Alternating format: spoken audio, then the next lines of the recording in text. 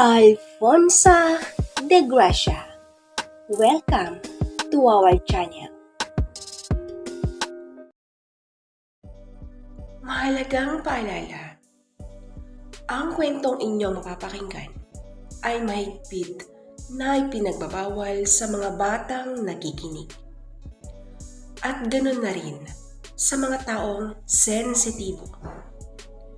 Kung hindi mo magustuhan ang mga ganitong kwento, maaaring mag-next video ka na lang. Salamat po. Dear Alfonsa, itago mo ko sa pangalang Grace. 28 years old. Isa po akong dalaga. Nandito rin po ako para ibahagi sa inyo ang istorya ng buhay ko. Ganito nag-umpisa ang lahat. Nahihirapan, nalilito, naiilang. Yan po ang nararamdaman ko kapag may reunion kami ng family ko. Dahil po ito sa tito ko. Sa abroad po sila nakatira ng family niya. Umuwi lang siya dito kapag may namatay na close relative or minsan kapag Pasko or New Year. Hanggang sa isang araw, dumating ang hindi inaasahang mangyari dahil namatay ang isa sa mga kapatid nila. Kaya naman, umuwi si tito. At dito niya nalaman na nagbebenta ako ng kondo at bahay. Ang sabi niya sa akin, bibili daw siya ng bahay. Natuwa at syempre, na-excite ako dahil sa sinabi niya. Sa pamamalagi niya dito sa Pinas, nung time na yun, madalas namin siyang kasama. Pati na rin yung mga pinsan at yung mga kapatid ko na rin. Bale, isang buwan din yung bakasyon noon ni Tito bago siya bumalik sa ibang bansa.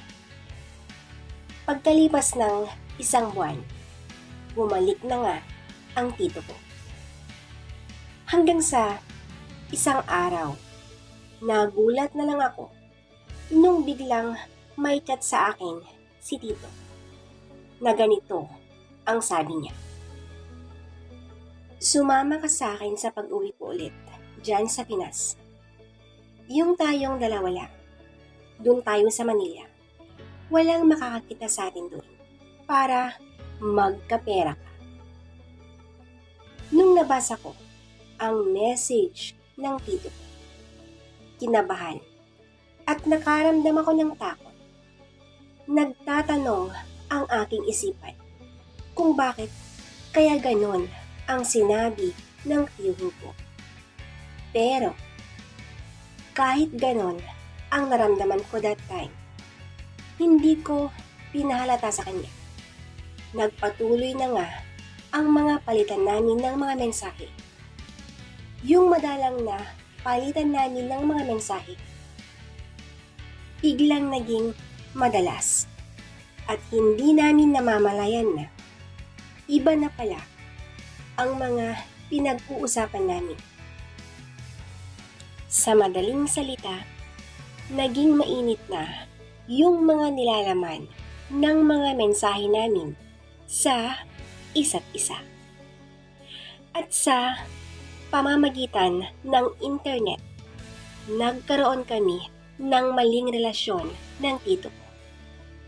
Alam naming mali ang mga ginagawa namin.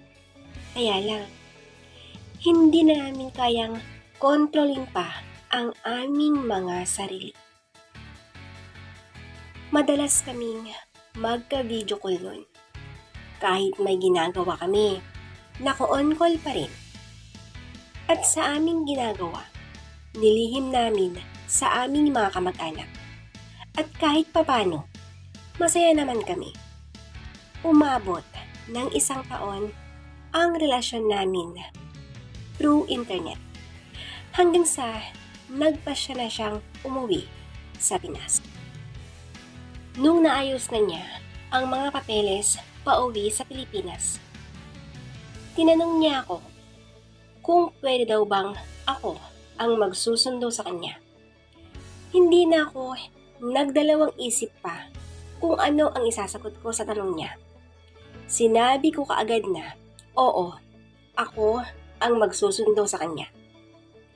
Masayang-masaya kami noon. Nananabik kaming pareho. Pagkalipas ng 1 linggo, dumating na nga ang pinakahihintay namin. Umuwi si Tito at dito na may nangyari sa amin. Nung una, tinatanong ko siya kung bakit niya nagawa sa akin yun. Ang sagot lang niya, hindi na daw niya kayang kontrolin pa ang kanyang sarili. Hindi na ako uminik nun dahil alam kong may kasalanan din ako.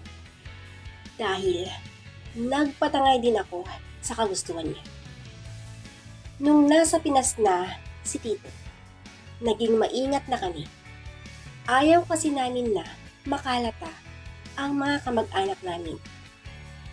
Natatakot ako sa pwedeng mangyari dahil alam kong malaking kahihiyan pag malaman ng mga kamag-anak namin ang tungkol sa amin ni Tito. Kaya naman, ako na yung gumawa ng paraan para maiwasan ko na ang tukso. Ang naisip kong paraan nun ay pangingibang bansa. Yan na lang kasi ang alam kong paraan para makaiwas ako. Madali lang para sa akin ang mga ibang bansa dahil may kapatid ako sa Canada. At sa katunayan, malapit na rin akong ikasal. Oo, dahil nagkaroon na rin ako ng boyfriend dito. Kung iniisip ko ang mga nakaraan, parang ayaw ko nang umuwi sa Pinas. Pero, pag hindi naman ako umuwi, baka makalata na ang mga kamag-anak namin. Dahil, ang sabi sa akin nung ni Tito, parang may napansin daw silang galaw namin noon. Nag-isip na lang daw ito ng dahilan para hindi nila isipin na tama ang kanilang mga hinala. Mahirap kalimutan ang mga nakaraan dahil ginusto ko din. Ang ginagawa ko na lang ngayon, focus sa BF ko. Dahil ayaw ko nang maulit pang muli ang nagawa kong pagkakamali. Dito ko na po winawakasan ang istorya ng buhay ko. Lubos na nagpapasalamat, Grace. At yan po mga kaibigan, ang istorya ng buhay mula kay Grace. Sana po ay nagustuhan po ninyo at abangan niyo pa po ang mga sumunod na kwento dito lamang sa Alfonsa de Gracia. Hanggang sa muli.